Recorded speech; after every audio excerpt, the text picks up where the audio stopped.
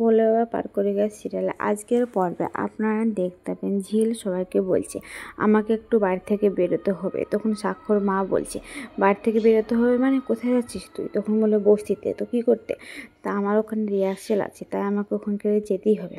তখন স্বাক্ষর মেজো কাকিমণি বলে যে কী বলছিস তুই? এখন বস্তিতে যাবি তুই রিহার্সেল করতে? কেন যাবি তুই বস্তিতে রিহার্সেল করতে? তখন স্বাক্ষর মা বলে যেতে হবে না, তো কোথাও যেতে হবে না, এই বাড়িতে থাকছিস আর এই বাড়ি থেকে তুই রিহার্সেল করতে যাবি বস্তিতে? তখন বলে কেন? তোমরা তো আমাকে এই বাড়ির বউ হিসেবে মেনে নাও না, তাহলে আমি কোথায় যাই বা কোথায় না যাই সেটা দেখা তো তোমাদেরও দায় পড়ে না।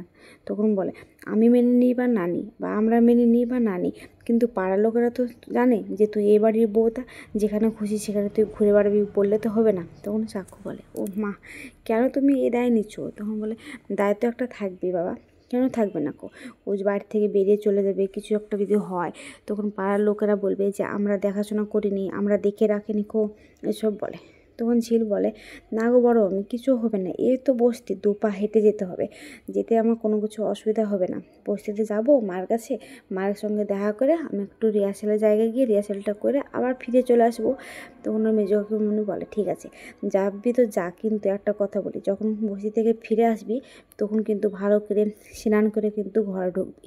তখন ঝিল বলে হ্যাঁ গো, আমার সব কিছু মনে আছে, যে বস্তিতে যাচ্ছি বলে আমাকে যে ঘরে এসে স্নান করতে হবে সেটা আমি খুব ভালোভাবে জানি। তোমরা আমার সঙ্গে কীরকম ব্যবহার করো, শুধুমাত্র বস্তি থেকে আসি বলে তোমরা আমাকে কীরকম এড়ো ছাড়ো ভাব করে থাকো, আমরা জানি না। ওরা বাচ্চা দুটো, তাই আমাকে ছাড়ে না, তাই ওরা আমার সঙ্গে আসে। আর যদি এসে নাই স্নান করবো তাহলে তোমাদের সঙ্গে হাতে হাত মিলিয়ে কী করে আমি কাজ করব, এসব বলে। তখন স্বাক্ষর বাবা বলে দেখো একটা কথা বলি, তোমার কাছ থেকে অন্তত আমি এটা আশা করিনি গো। তাই বলে স্বাক্ষর মাকে। তখন বলে কেন? তো হ্যাঁ, ও তো এ বাড়ির বউ, এটা যেমন ঠিক তেমনি এটা তো ঠিক যে ও কদিন পরে এই বাড়ি থেকে চলে যাবে, আর চলে যাওয়ার পরে ও যে কাজটা করে, যেটা ওর কেরিয়ার, ও যেটা দিয়ে ও সংসার তৈরি করবে, আর সেটা থেকে যদি তোমরা এখন যদি কেড়ে নিতে চাও, ও এখান থেকে ডিভোর্স দিয়ে বাড়ি চলে যাওয়ার পরে ও কী করবে? ওর তো কিছু একটা কাজের দরকার আছে নাকি, তাই তোমরা বাধা দিতে পারো না, ওকে যেতে দাও।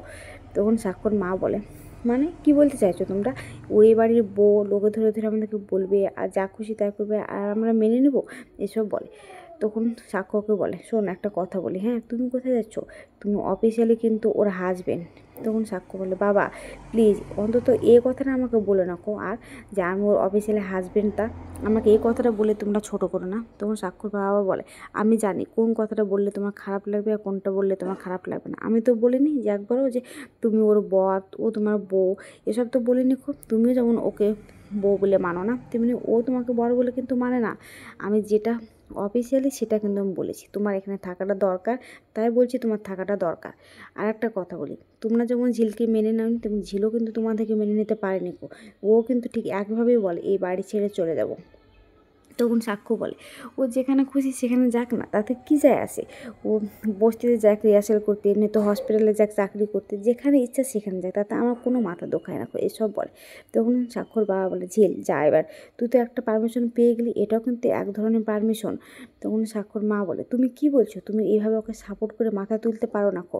তখন বলে আমি কি মাথায় তুললাম? যেটা কথা সেটা তো বলছি আমি, নাকি যে ওর একটা কেরিয়ারের দরকার আছে, ওকে কেরিয়ারটা তো বেঁচে রাখতে হবে, আর যদি না বাঁচিয়ে থাকে তাহলে ও কী হাতে করে এবার থেকে বেরিয়ে যাবে? তোমরা কী ভাবছো যে ওর কেরিয়ারটা নষ্ট করে দিবে? ওকে এবারে বউ হিসেবেও মেনে নেবে না। তখন ওর বাবা বলে তুমি একটা কথা বলি, তুমি চুপ করো, আমি কিন্তু এখন এবারে গার্জেন, আমি যেটা বলবো সেটাই কিন্তু শেষ কথা হবে। ও যা খুশি তাই করবো বললে কি কখনো হবে না? তুমি মাথায় তুলছো? তখন বলে বাবা আমি কোনো মাথায় তুলছি না।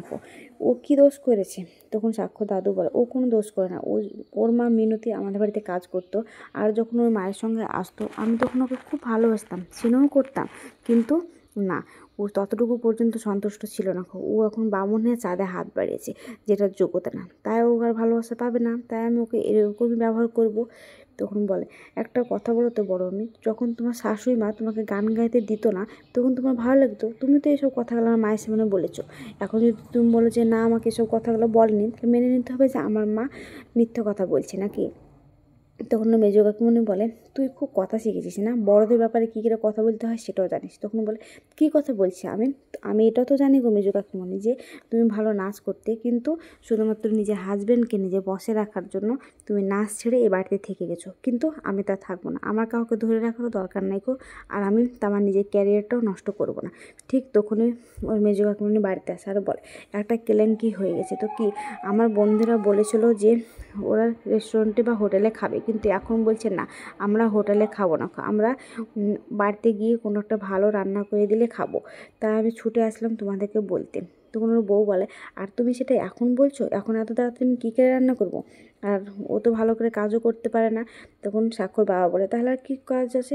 মিনতিকে এখন ডেকে নিতে হবে, মিনতিকে ডেকে নাও। মিনতি তো নিজে থেকে কাজ ছেড়ে চলে যায়নি খো, তোমরা কাজে নিব না বলে চলে গেছো। তখন স্বাক্ষর মেজবাবু বলে, কেন?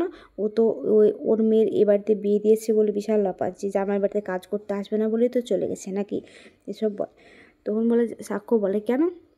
ওই মেয়েটা আছে তো, ওই মেয়েটা তো রান্নাবান্না করে দিতে পারে, ওর মা নেই তো কী হয়েছে? ওই বাড়িতে চারবেলা খাচ্ছে, আর ওকে কাজ করতে হবে না? নার্সিংহোমে গিয়ে টাকা কামাচ্ছে, রিহার্সাল করতে যাচ্ছে, সেখানে গান করবে, দিয়ে টাকা কামাবে, আর এ বাড়ির জন্য কোনো কিছু করবে না? এমনি এমনি কি খাওয়ার জুটে যাবে?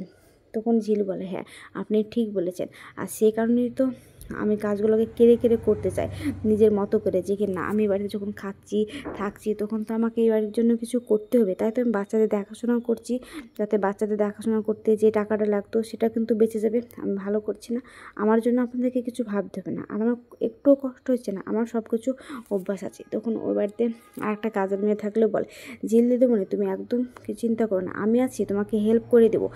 তখন ওর দাদু বলে, ও কি পারবে? আবার একটা মনে হচ্ছে কোনো একটা কেলেঙ্কারি জুটবে। তখন স্বাক্ষর মা বলে, না গো বাবা আপনি চিন্তা করেন না, আমিও দু একটা পথ যেটা ভালো জানি সেটা আমি ওকে বুঝিয়ে দেবো, দেখি ও পারে কিনা। তখন ওর মেজো বৌমা বলে যে, কি ঠিক আছে, আমি সব বুঝিয়ে দিচ্ছি, তুই কিন্তু মনোযোগ দিয়ে কাজটা করবি, আর যে সব রান্নার কথা বলবো সেগুলো তুই চোখও দেখেছিস কিনা আমি জানি না। তখন ঝিল বলে, না দেখলে কি হতো বলো, কিন্তু আমার মা তোমাদের বাড়িতে কাজ করতো তো, ভালো ভালো খাবার নিয়ে যেত, সেগুলো আমরা খেতাম, আমরা দেখেছি গো, না রান্না করতে পারলো এখান থেকে নিয়ে গেছে, সেটা আমরা খেয়েছি, তা আমার সব কিছু জানা অভ্যাস আছে। আজকের পর্বটা কেমন হয়েছে যদি ভালো লাগে তাহলে কমেন্ট, শেয়ার, সাবস্ক্রাইব করবেন, আর হ্যাঁ ফেসবুক থেকে দেখলে অবশ্যই ফলো করবেন, আর ভুললে